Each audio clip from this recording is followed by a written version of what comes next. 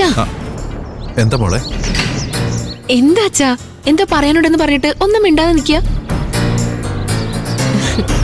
നന്ദേ അച്ഛന് ഇഷ്ടായില്ലേ? ഇഷ്ടപ്പെട്ടു എന്ന് പറയാൻ പറ്റില്ല മോളെ. അപ്പോ അവന് ഇഷ്ടായില്ലേ? എന്താന്ന് വെച്ചാ തുറന്നു പറയച്ചാ. എനിക്കൊന്ന് അന്വേഷിക്കണം മോളെ. നന്ദൻ നല്ലവനാണെന്നാണോ?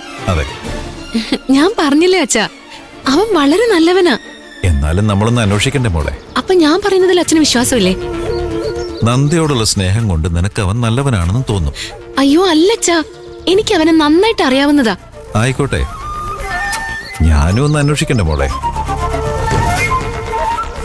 മോളെ, ഈ സ്നേഹിക്കുന്നവരുടെ കണ്ണിൽ എപ്പോഴും വൈരക്കല്ലും ഉപ്പുകല്ലും ഒക്കെ ഒരുപോലെ തോന്നുക. അതുകൊണ്ട് അത് അന്വേഷിച്ചാൽ മാത്രമേ വ്യത്യാസം എന്താണെന്ന് മനസ്സിലാവൂ.